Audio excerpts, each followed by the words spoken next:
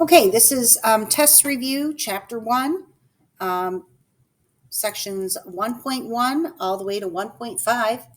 In our first section here, 1.1, we are calculating the absolute value. Remember that that's a distance from 0 and it's always positive. And then in this section, we will be using some absolute value and ordering numbers from least to greatest. So -7 is 7 units from 0. So our answer is just positive 7. Same thing if we have a fraction. This is -2/9, so it's 2/9 units away from 0. And then in this next section, as we're ordering, underneath any absolute value, we're going to write its value. So the absolute value of -8 is 8. The absolute value of 20 is 20. And then ordering from least to greatest, remembering our number line. Going to the left is more negative, and that means less. And over to the right, going in the positive direction from 0, that is more. So we're looking at our smallest number there, which is the most negative number, -15, followed by -10. And then we have 3, the absolute value of -8, which is 8. And then finally, the absolute value of 20, which is 20. Okay, in section 1.2, we learned about adding integers. When we add integers, we're going to use SADS, same signs add, and then we keep the sign, and different signs subtract, and we take the sign with the most. So looking at number 4, we have -4 plus -10. Well, that's same signs add, and we're going to keep that negative. So this becomes -10 in total. Here we have the sum of two different signs, so different signs subtract.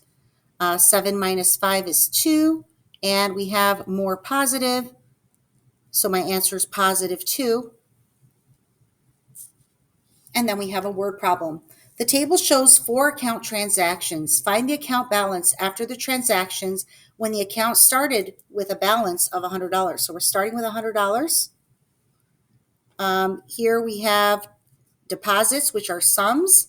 35 plus 25 is positive 60. And here we have 2 withdrawals, minus 50 minus 25, which is altogether minus 75. So we're going to combine our deposits and our withdrawals to what's already sitting in our bank account. So that's just going to be plus 60 and then minus 75. And you can just go in order from left to right. 100 plus 60 is 160 minus 75. And then 160 minus 75 is 85. So if we want to line that up vertically to subtract, remember that if you don't have enough to subtract here, you borrow. So the 6 becomes a 5. The 0 is 10. 10 minus 5 is 5. And then 5 is not enough, so we're going to do 15 minus 7, which is 8. So our final answer is $85. We want to use that dollar sign. Okay, so once we are done with using the sum with integers, they want us to find the sum of fractions and decimals as well. That's in section 1.3. Again, for adding, we're going to use SADS. So same signs add, different signs subtract. Looking at number 7, we have -1/2 plus 1/4. So we're going to definitely have different signs subtract, and we are going to need a common denominator here. Since 2 goes into 4, we're going to pick 4. We have that negative sign, so we're going to leave that in the numerator. 1/2 is 2/4, and then here we have plus 1/4. So we have -2 plus 1, which gives us -1/4. Okay, we have more negative, so when we subtract, we get a negative answer. All right, for number 8, different signs subtract. This time we have more positive. So put the larger absolute value on top.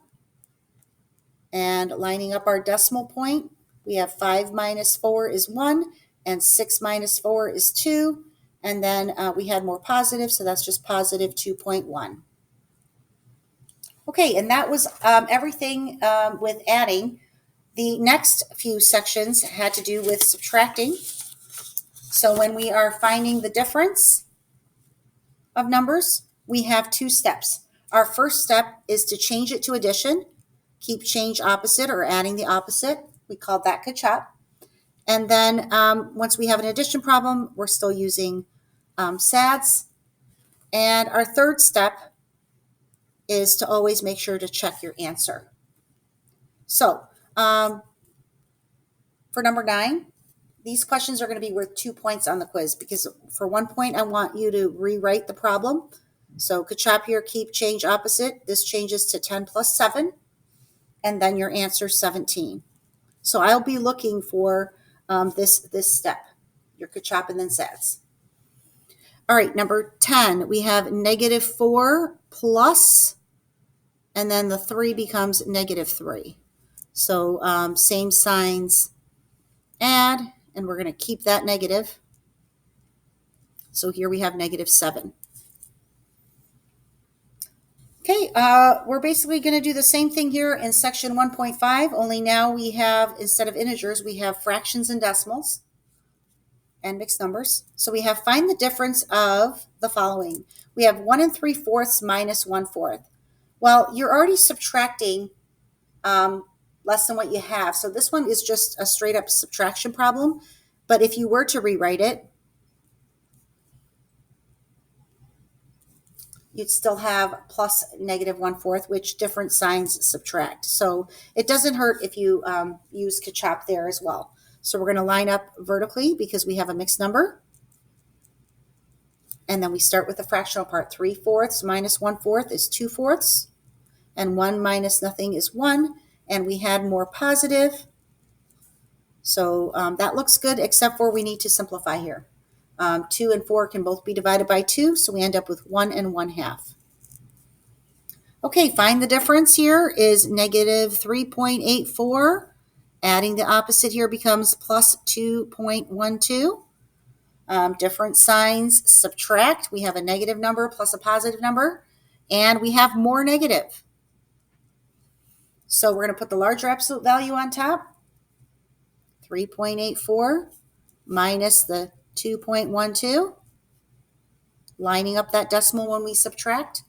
4 minus 2 is 2, 8 minus 1 is 7, and 3 minus 2 is 1, and all of that is negative. So this is our check step going back here and making sure we have -1.72. Okay, finding the distance between the two numbers on a number line. The number line is optional, but it does really help, so I recommend that you draw the sketch. But really, we're just using the formula of maximum minus minimum, and then remembering that distance is always positive. Okay, so if I'm looking at maximum minus minimum for question number 13, my maximum is my larger number. So 3 1/4 minus the smaller number here, -2 3/4. And then kachap. So I have 3 1/4 plus 2 3/4. And 3 plus 2 is 5. And 1/4 plus 3/4 is 4/4. So my answer is 6. So I'm going to show that on the number line right now. If we have 0 here, 1, 2, 3, 4, -1, -2, -3. The reason it helps to see that you're adding their absolute value is because 3 1/4 is about right here. And -2 3/4 is about here. So we're talking about this distance from here all the way out to here. And to get that distance, what you're really doing is you're adding the distance from 0 plus this number, 3 1/4 distance from 0. So that's why you end up adding them when they're on different sides of the number line. All right, on to number 14. This time we have two positive numbers, so I'm going to put my 0 out here. 1, 2, 3, 4, 5, 6, 7. We have 5.4. Here's 5.5, so 5.4 is going to be just under that, and then a 3.8. So 3.8 is just under 4. And again, I'm just estimating, but that's the distance that I'm looking at. If we did maximum minus minimum, that's just 5.4 minus 3.8, and we're subtracting less than what we have. So we can just straight up just line up our decimal and subtract.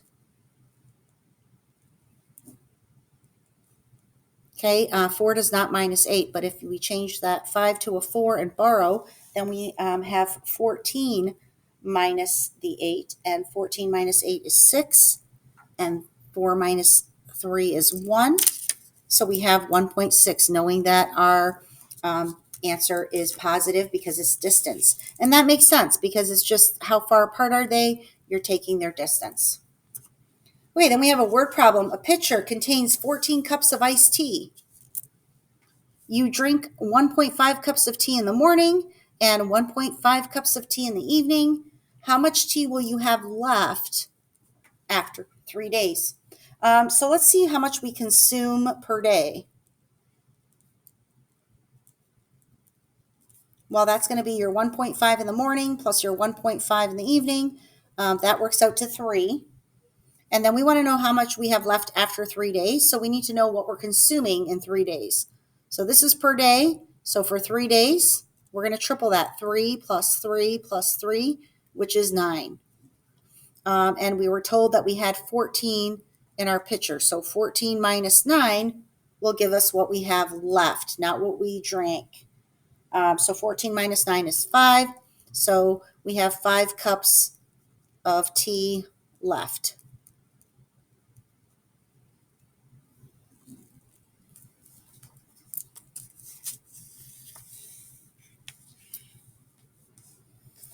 Okay, number 16 tells us to evaluate. Evaluate means to solve. And we're told we're using absolute value here. By the way, this will be kind of like an extra credit question on the test, but I do want you to try it tomorrow. Obviously, we're going to have different numbers, but all you're doing is you're replacing each variable here, A, B, and C, with the numbers that you're given. A, we're told, is -3, B is 6, and C is 2. So for A, we're going to have -3, and then bringing over our plus sign. Our B is 6, and then we're going to bring down a subtraction sign, and our C, we're told, is 2. Before we can do the absolute value, we have to work out everything on the inside. So I'm just going to work left to right. -3 plus 6 is +3. Bring down our -2. And then 3 minus 2 is 1. And the absolute value of 1 is just 1 unit from 0.